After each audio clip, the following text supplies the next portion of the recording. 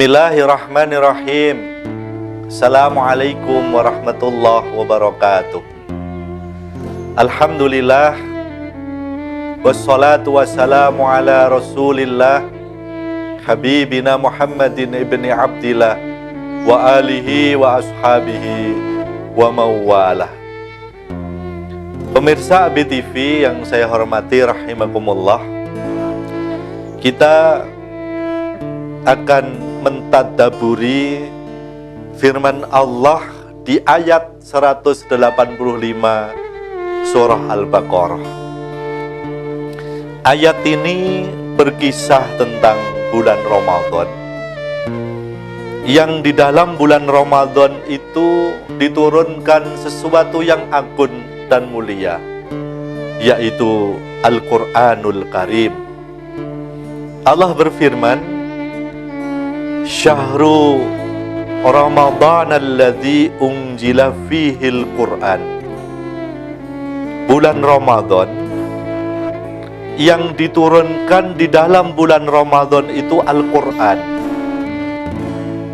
Ibnu Abbas radhiyallahu ta'ala anhu ketika ditanya tentang bulan apa yang paling mulia, maka beliau menjawab, Syahrul Ramadan, bulan Ramadan.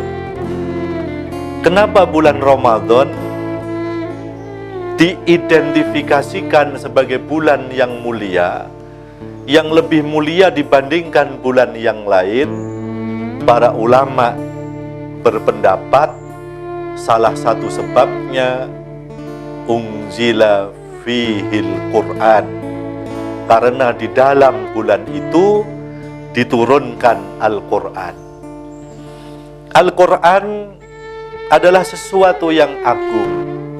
Al-Quran sesuatu yang suci, yang baik, yang luar biasa keagungan dan hikmahnya. Maka apapun yang terkait dengan Al-Quran akan mendapatkan efek kebaikannya. Bulan di mana Al-Quran diturunkan menjadi bulan yang mulia. Malam di mana Al-Quran diturunkan menjadi malam yang mulia. Al-Quran yang mulia tidak mungkin ditempatkan di tempat kecuali tempat yang mulia. Orang-orang yang mempelajarinya menjadi orang-orang yang dimuliakan. Bahkan orang yang menghafalkannya, orang yang menjaga Al-Quran dengan menghafalnya, menjadi orang-orang yang mulia dan dimuliakan. Maka bulan Ramadan disebut bulan yang mulia. Allah sampaikan karena unzila fihil Qur'an hudal linnasi wa bayyinati minal huda wal furqan.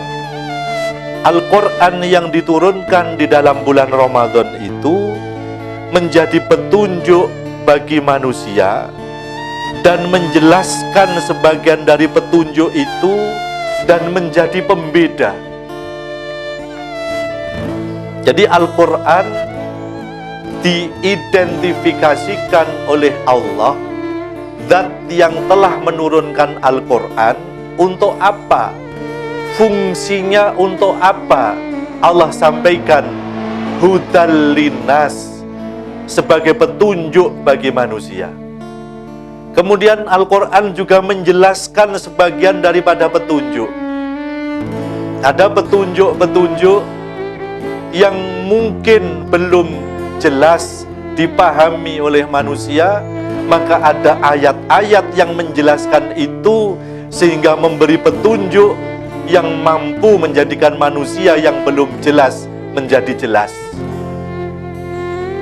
Kemudian Al-Quran juga menjadi furqan, menjadi pembeda, mampu membedakan mana yang hak, mana yang batil, mana yang halal, mana yang haram, mana yang boleh, mana yang tidak boleh, akan nampak jelas ketika ditakar dan diukur berdasarkan standar dari apa yang Allah turunkan di dalam Al-Quran.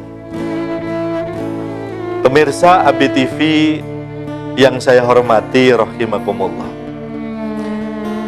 Faman syahida minkumus syahra falyasum.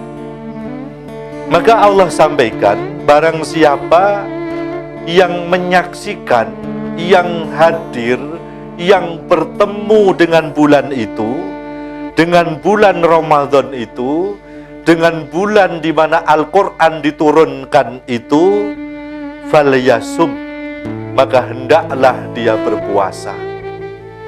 Maka puasa Ramadan hukumnya menjadi wajib, dan barang siapa yang tidak mengerjakannya bukan karena alasan yang dibenarkan menurut syariat, maka dia berarti telah mengingkari kewajiban pokok yang menjadi satu di antara 5 rukun Islam. Pemirsa ABTV yang saya hormati rahimakumullah, apa semua orang diwajibkan untuk berpuasa di bulan itu? Apakah tidak ada istisna, tidak ada pengecualian? Waman kana maridhon, dan barang siapa yang sakit, kau ala safarin, atau dia dalam perjalanan, dia safar, fa'iddatum min ayyamin ukhar, maka dia boleh tidak berpuasa, tapi dia harus berpuasa di hari-hari yang lain sebanyak hari yang dia tinggalkan, hari yang dia tidak berpuasa di bulan Ramadan itu. Dalam bahasa sederhana, orang sering menyebut dengan istilah qadha, nyaur. Kemudian Allah terangkan di dalam ayat berikutnya, di dalam penggalan ayat berikutnya, yuridullahu bikumul yusra wala yuridu bikumul usra. Allah menghendaki kamu kemudahan, dan Allah tidak ingin kamu mendapatkan kesulitan. Puasa di bulan Ramadan wajib memang, tapi orang yang sakit, orang yang harus safar, orang yang jikalau berpuasa merasa berat, merasa repot, sehingga dia tidak berpuasa dengan alasan yang benar menurut syariat, maka dibolehkan tidak berpuasa. Allah menghendaki kemudahan untuk kalian, dan Allah tidak menginginkan sesuatu yang berat bagi kalian. Apa yang diperintahkan Allah sangat manusiawi dan seukur dengan kemampuan yang dimiliki manusia yang normal, manusia pada umumnya. Maka jikalau ada orang yang tidak berpuasa, itu bukan karena perintah puasa ini sesuatu yang tidak mungkin dikerjakan oleh orang itu, tapi orang itu saja yang memang tidak benar di dalam mensikapi perintah Allah ini. Pemirsa ABTV yang saya hormati rahimakumullah. Kemudian Allah sampaikan, walitukmilul iddata, maka sempurnakan hitungannya, sempurnakan puasamu sampai akhir Ramadan. Jikalau memang Ramadan hanya 29 hari, berpuasalah 29 hari. Jikalau harus disempurnakan menjadi 30 hari, maka sempurnakan menjadi 30 hari.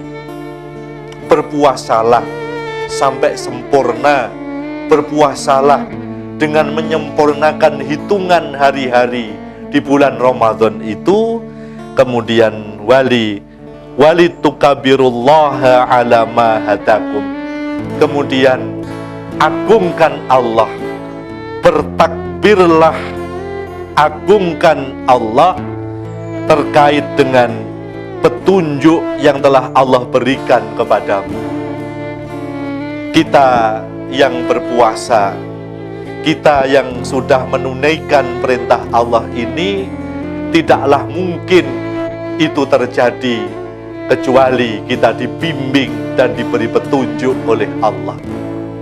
Banyak orang yang sehat, secara fisik dia kuat, tapi dia tidak berpuasa bukan karena tidak mampu, karena dia tidak dibimbing oleh Allah.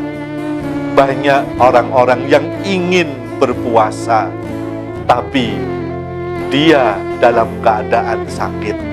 Sementara orang yang sehat, tapi justru tidak punya keinginan untuk berpuasa. Kenapa? Karena tidak dibimbing oleh Allah. Maka ketika kita telah tunaikan puasa di sepanjang bulan Ramadan tahun ini, hari ini adalah hari terakhir kita berpuasa, maka sudah sepantasnya lah jikalau kita agungkan Allah yang telah memberikan petunjuknya kepada kita. Allah sampaikan walitukmilul idata, maka sempurnakan hitungannya, walitukabirullaha ala ma hadakum, dan agungkanlah Allah, bertakbirlah kamu kepada Allah atas petunjuk yang telah Dia berikan kepadamu. Maka sebentar lagi akan kita dengarkan saudara-saudara kita melantunkan takbir, Allahu Akbar, Allahu Akbar, Allahu Akbar. Allah Maha Agung, la ilaha illallah, wallahu akbar. Tidak ada Tuhan selain Allah, Dialah Allah yang Maha Agung. Maka ungkapan itu adalah ungkapan untuk mengagungkan Allah. Semalam suntuk, malam ini kita akan mengagungkan Allah sebagai bentuk pengungkapan bahwa kita telah mengagungkannya terkait dengan petunjuk yang telah Dia berikan kepada kita, sehingga kita mampu dan mau menunaikan sebagian dari apa yang telah Dia wajibkan, yaitu berpuasa di bulan Ramadan.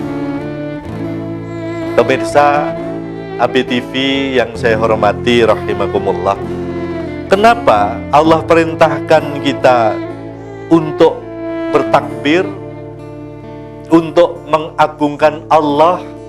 Kita sebut berulang-ulang, kita sebut berkali-kali tanpa lelah.